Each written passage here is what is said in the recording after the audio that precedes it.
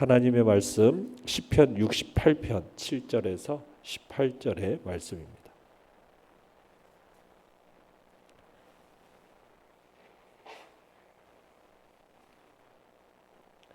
시편 68편 7절에서 18절 우리 한 목소리로 같이 읽도록 하겠습니다. 시편 68편 7절에서 18절까지의 말씀입니다.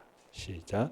하나님이여 주의 백성 앞에서 앞서 나가사 광야에서 행진하셨을 때에 셀라.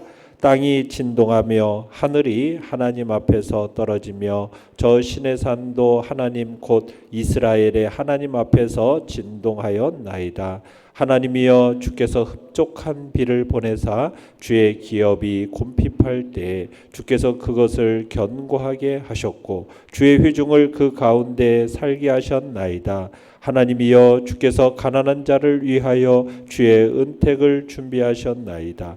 주께서 말씀을 주시니 소식을 공포하는 여자들은 큰 무리라. 여러 군대의 왕들이 도망하니 집에 있던 여자들도 탈취물을 나누는도다. 너희가 양 우리에 누울 때에는 그 날개를 은으로 입히고 그것을 황금으로 입힌 비둘기 같도다. 전능하신 이가 왕들을 그 중에서 흩으실 때에는 살몬의 눈이 날림 같도다. 바산에 사는 하나님의 산임이여 바산에 사는 높은 산이로다. 너희 높은 산들아 어찌하여 하나님이 계시려 하는 산을 시기하여 보느냐. 진실로 여호와께서 이 산에 영원히 계시리로다. 하나님의 병거는 천천히요 만만이라. 주께서 그 중에 계심이 신의 산 성소에 계심 같도다. 주께서 높은 곳으로 오르시며 사로잡은 자들을 취하시고 선물들을 사람들에게서 받으시며 반역자들로부터 받으시니 여호와 하나님이 그들과 함께 계시기 때문이로다. 아멘. 오늘 말씀의 제목은 무엇을 그와 비교할 수 있는가라는 제목으로 말씀을 나눕니다. 오늘 본문의 시는 광야 시대에 이스라엘을 위한 하나님의 그 역사하심에 대해서 회상하는 내용이 오늘 본문의 이야기입니다.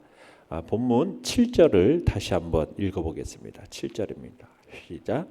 하나님이여 주의 백성 앞에서 앞서 나가사 광야에서 행진하셨을 때에. 자, 다윗은 하나님께서 주의 백성 앞에서 앞서 나가사 광야에서 행진하셨다 이렇게 말하고 있죠. 이건 지금 하나님께서 친히 이스라엘 백성들 앞에서 행하시면서 그들을 인도하셨다. 지금 그런 얘기를 하는 겁니다. 언제가 이렇게 기억되어집니까? 광야 출애굽 당시 하나님께서 이스라엘 앞서서 구름 기둥, 불 기둥으로 인도하신 사건, 그 사건을 연상시켜 주죠. 우리 8절도 읽어보겠습니다. 8절입니다. 시작. 땅이 진동하며 하늘이 하나님 앞에서 떨어지며 저 신의 산도 하나님 곧 이스라엘의 하나님 앞에서 진동하였나이다. 자, 이 장면 어떤 장면이 생각납니까? 지진과 번개, 또 하늘과 땅의 진동. 이런 현상이 언제 나타났습니까? 하나님께서 신의 산에 임재하실 때 하나님의 등장과 더불어서 일어나는 그런 우주적인 어떤 충격을 묘사할 때 자주 사용되는 단어가 바로 지진, 그죠? 천둥, 번개 그런 단어지 않습니까? 그런 식으로 지금 하늘과 땅의 진동으로서 묘사하면서 지금 하나님의 등장을 보여주는 거죠. 구체적으로 신의 산에서 하나님께서 이스라엘에게 율법을 주시기 위해서 임재하셨을 때 나타난 이런 초자연적인 현상을 연상시켜주는 표현이 바로 이 표현입니다. 자, 이런 표현은 바로 하나님 자신이 임재하시면서 당신의 절대적인 권능과 영광을 당신의 백성들 가운데 분명히 나타내시는 것, 그런 장면이다라고 할 수가 있는 겁니다. 자, 내용 관찰 문제 1번을 보시면은 자, 하나님께서 이스라엘에게 베푸신 은혜는 무엇입니까? 자, 은혜가 어떤 은혜가 있는가? 자, 9절, 10절 먼저 읽어보겠습니다. 시작. 흡족한 비를 보내사 주의 기업이 곰핍할 때에 주께서 그것을 견고하게 하셨고 주의 회중을 그 가운데에 살게 하셨나이다. 하나님이여 주께서 가난한 자를 위하여 주의 은택을 준비하셨나이다. 자, 여기서 비라는 표현은, 비라는 것은 하나님의 은혜를 상징하는 말입니다. 흡족한 비라는 건 충분한 은혜를, 충분한 은혜. 자, 이런 흡족한 비라는 것이 어디에서 베푸신 은혜를 얘기하느냐? 광야에서, 하나님께서 광야에서 베푸신 모든 은혜를 지금 흡족한 비라는 표현으로서 지금 사용하고 있는 겁니다. 그러니까 하나님께서 이 흡족한 비, 뭘 지금 상징적으로 보여주는 거냐면, 하나님께서 하늘에서 내리신 만나, 그리고 메추라기, 또 반석에 대해서 내신 물, 이것을 의미하는 겁니다. 흡족한 비라는 표현이. 그래서 주의 기업이 곰핍할 때, 여기서 주의 기업은 가나안 땅을 얘기하는 게 아니라 이스라엘 민족 전체를 가리키는 겁니다. 그러니까 하나님께서 만나를 내리시고 반석에서 물을 내어서 이스라엘 백성들을 먹이시고 그들로 곰핍해서 쓰러지지 않도록 그들을 견고하게 하셨음을 보여주고 있는 겁니다. 그래서 주의 회중을 그 가운데 살게 하셨다. 광야 가운데서 그렇게 흡족한 비를 통해서 충분한 은혜를 베푸셔서 그들을 살게 하셨다. 하나님께서 그들을 위한 은택을 준비하셨음을 얘기하고 있는 겁니다. 자, 그러면서 11절 12절도 읽어보겠습니다. 11절 12절 시작. 주께서 말씀을 주시니 소식을 공포하는 여자들은 큰 무리라. 여러 군대 왕들이 도망하니 집에 있던 여자들도 탈취물을 나누는도다. 자, 하나님이 말씀을 주시니, 여기서 하나님이 주신 말씀이란 뭘 얘기하는 거냐면은 대적들, 곧 이스라엘의 가나안 입성을 가로막는 이 요단 동편의 시온 바산 왕을 비롯해서 가나안 땅의 모든 가나안 족속들에 대한 하나님의 승리의 약속, 그 승리의 약속을 말하는 것이 여기서 얘기하는 하나님의 주신 말씀입니다. 그 약속을 따라서 이제 이스라엘 백성들이, 지금 주변에 있던 여인들이 이미 승리를 거둔 것처럼 이런 약속을 주시니까 여자들이 승리를 거둔 것처럼 막 큰 소리로 승리를 외쳤다는 거예요. 그래서 소식을 공포한다는 것은 그런 승리를 여자들이, 큰 무리들이 이 하나님께서 주신 약속의 말씀대로 크게 외쳤다라는 거죠. 그러니까 실제로 이스라엘의 여인들의 이 공포와 같이 승리를 어떻게 됩니까? 거듭 하게 되죠. 그들은 그 승리를 거듭하고 결국은 가나안 정복을 완수하게 됩니다. 그래서 여러 군대의 왕들이 도망한다.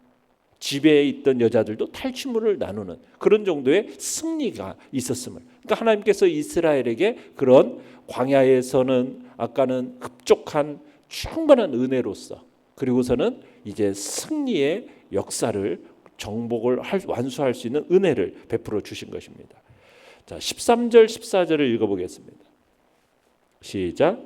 너희가 양 우리에 누울 때에는 그 날개를 은으로 입히고 그 깃을 황금으로 입힌 비둘기 같도다. 전능하신 이가 왕들을 그 중에서 흩으실 때에는 살몬의 눈이 날림 같도다. 자, 여기서 양 우리에 누울 때라는 이 표현은 이스라엘 백성들의 본래 비천한 상태를 가리키는 거예요. 비천한 상태.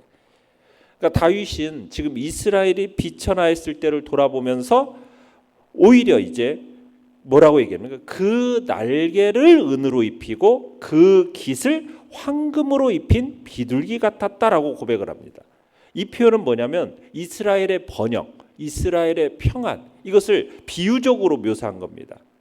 양의 우리와 누운 것 같이 비천했던 그 이스라엘에게 하나님께서 번영과 평안을 허락하셨다라는 것을, 그런 은혜를 베풀어 주셨음을 얘기하고 있는 것이죠.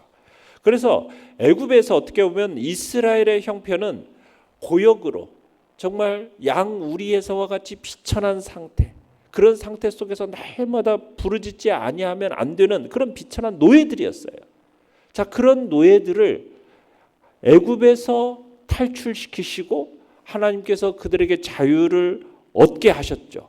그렇지만 광야를 방황하고 유리하는 참으로 형편없는 삶이 없어요. 광야를 유랑하는 떠돌이 민족이었단 말입니다.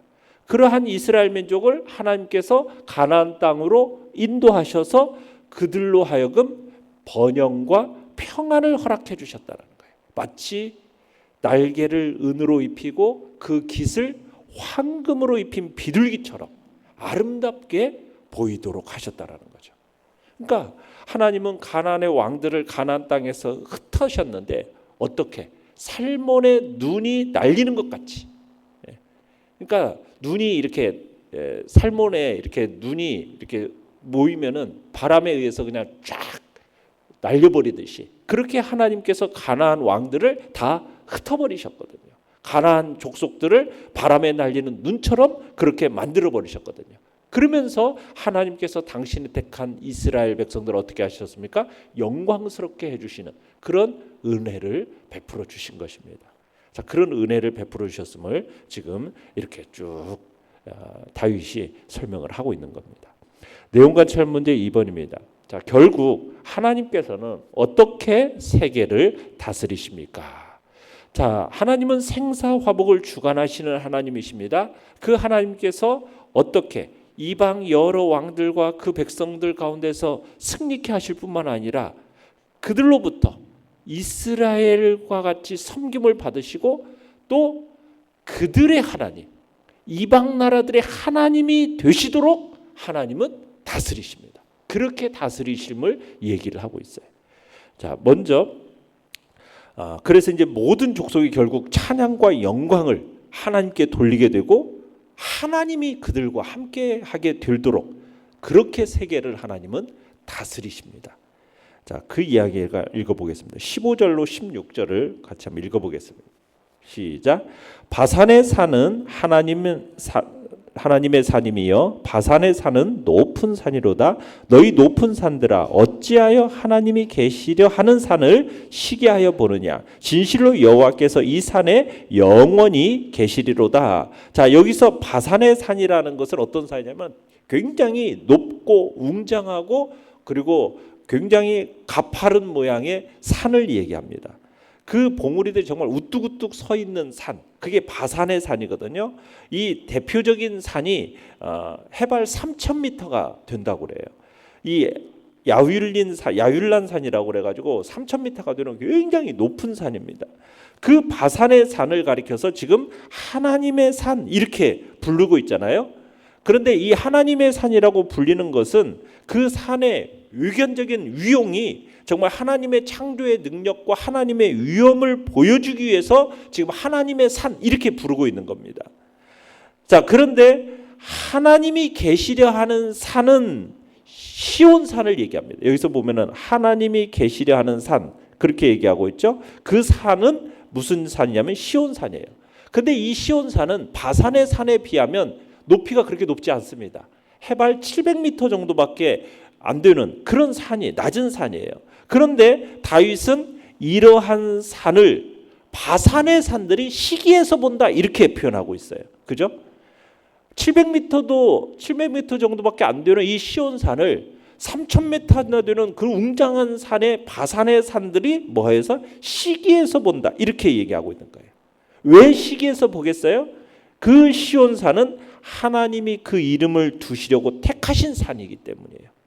그래서 이 하나님이 그 이름을 두시려 하는 그 택하신 산, 그 산은 여기서 뭘 상징하는 거겠습니까? 선민 이스라엘을 상징하고 있는 겁니다. 바산의 산이라는 것은 어떻게 보면은 가나안에 정말 강하고 능력 있는 그런 높은 가나안 민족들을 상징적으로 보여주는 거예요. 그에 비해서 선민 이스라엘은 그에 비하면 굉장히 낮고 초라해 보이는데 오히려 그 바산의 산들이 시기한다라는 거죠. 왜? 하나님이 하나님의 이름을 그 이스라엘 민족, 택한 민족에게 두었기 때문에 그래서 이 바산의 산들이 시기를 한다는 거예요. 그러면서 스스로 높은 체하고 하나님의 그 선민인 이스라엘을 대적하는 이방 족속들, 이 바산의 산들, 자신의 힘들만 믿고 하나님과 함께 하시는 선민 이스라엘을 얕보고 위협하고 쓰러뜨리는 이 주변 이방 족속들을 향해서 엄중하게 경고를 하고 있는 겁니다. 그러면서 뭐라고 17절에 얘기하고 있습니까? 시작. 하나님의 병거는 천천히요 만만이라. 주께서 그 중에 계심이 신의 산 성소에 계심 같도다. 결국 이방 족속들이 아무리 강대하다 하더라도 하나님이 도우시는 이스라엘을 결코 이길 수 없음을 말하고 있는 겁니다. 자, 그러면서 18절을 읽어보겠습니다. 18절 시작. 주께서 높은 곳으로 오르시며 사로잡은 자들을 취하시고 선물들을 사람들에게서 받으시며 반역자들로부터 받으시니 여호와 하나님이 그들과 함께 계시기 때문이로다. 자, 이스라엘의 이 주변 대적로부터 승리를 거둔 때 개선해서 하나님의 언약궤를 지금 시온산의 성소로 모시는 광경을 묘사하고 있는 게 바로 28절입니다. 한마디로 하나님의 역사로 인해서 이스라엘의 승리를 노래하고 있는 거죠. 사로잡은 자들을 취하시고 선물들을 사람에게서 받으시며 반역자들로부터 받으시리라. 이 말씀은 뭐냐면 이스라엘이 개선하면서 포로들을 끌고 오는 것과 정복한 나라들로부터 받은 조공을 하나님께 예물로 바치는 것을 표현하고 있는 겁니다. 그런데 다윗은 지금 하나님께서 이방 족속들로부터 예물을 받으신 것은 뭐라고 얘기했어? 여호와 하나님이 그들과 함께 계시기 때문이다. 무슨 얘기냐면 이건 하나님께서 이스라엘로 이방 족속들을 정복하게 하신 것이 단지 이스라엘의 영토를 넓히기 위함이 아니라 그 나라를 또한 하나님의 백성으로 삼기 위한 것임을 나타내고 있는 겁니다. 그러니까 다윗은 이방 나라들과의 이 전쟁이 단순한 정복 전쟁이 아니었다라는 거예요. 하나님 나라의 확장으로 여기고 있음을 지금 다윗은 그 전쟁을 그렇게 표현하고 있는 것입니다. 연구와 묵상 문제 3번입니다. 자, 시편 기자가 하나님과 함께한 이스라엘의 역사를 회상하는 이유는 무엇입니까? 자, 모든 역사가 하나님께서 주관하시는 역사지만은 특히 이 이스라엘의 역사는 하나님을 떠나서는 생각할 수가 없기 때문에 그래서 이스라엘의 역사를 회상하는 겁니다. 그래서 시편 기자는 신의 산의 추억을 생각하는 거고요. 그 신의 산이 하나님의 백성으로서의 언약이 체결된 사건으로서 큰 의미가 있지 않습니까? 그러니까 하나님께서 이스라엘을 먹이시고 입히시고 그들을 위해서 친히 앞서 싸우셨고 또 가나안 백성들을 위해서 은택을 주셨고 또 여인들의 입을 통해서 주의 능력이 전해지게 하셨고 전쟁에서는 살몬의 눈이 날림같이 승리케 하셨고 이런 다윗의 이런 번영은 누가 주셨다라는 거예요? 하나님께서 주셨다. 이것을 지금 고백하는 겁니다. 그래서 이스라엘의 역사를 통해서 하나님이 주관하시고 하나님의 역사임을 지금 이야기하기 위해서 이스라엘의 역사를 회상하고 있는 겁니다. 느낀 점 4번입니다. 이기게 하시고 사랑으로 돌보시는 하나님을 묵상하면서 무엇을 느끼게 됩니까? 자, 우리는 무엇과도 바꿀 수 없는 그 하나님의 사랑과 어미와 능력 앞에서 우리 인생은 마땅히 잠잠해야 함을 느끼게 됩니다. 하나님은 우리에게 어떤 분이십니까? 흡족한 비를 공급해 주시는 분이십니다. 믿으십니까? 정말 하나님은 우리에게 부족한 것이 없게 하시는 분이십니다. 하늘의 그 생명의 양식으로 성령의 단비로 우리의 영혼에 촉촉히 적셔서 우리의 심령으로 만족을 누리게 하시는 분이 하나님이심을 믿으시길 바랍니다. 육적으로도 우리에게 필요한 모든 것들을 공급해 주시는 분이십니다.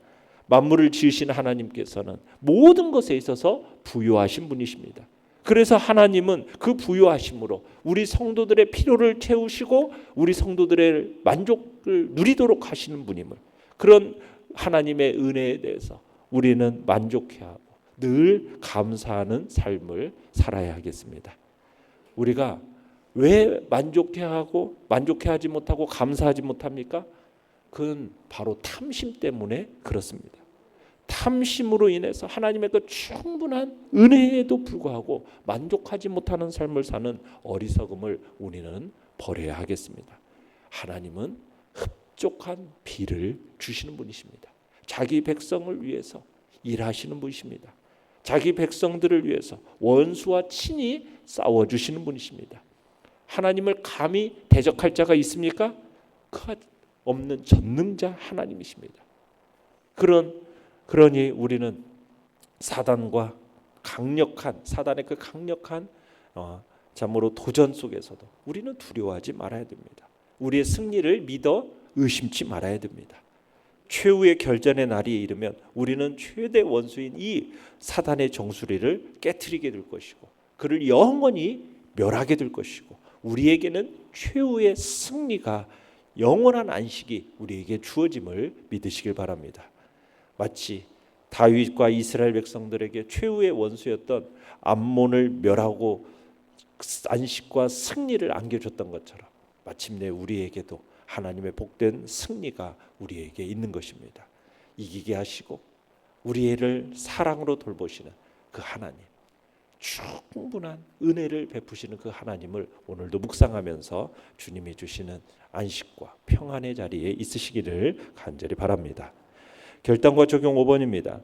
내가 하나님을 신뢰하지 못하고 하나님보다 먼저 선택한 것으로는 무엇이 있습니까? 그것을 제거하기 위해 내가 실천할 수 있는 일은 무엇입니까?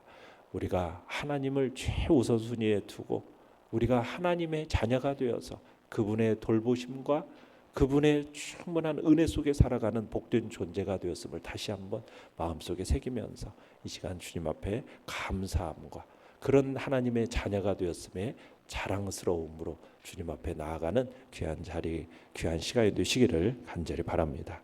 오늘의 기도 같이 읽겠습니다. 시작. 하나님만이 삶의 우선순위가 되게 하시고 하나님의 자녀됨을 자랑스럽게 여기게 하소서. 아멘. 말씀을 생각하며 기도하시고요.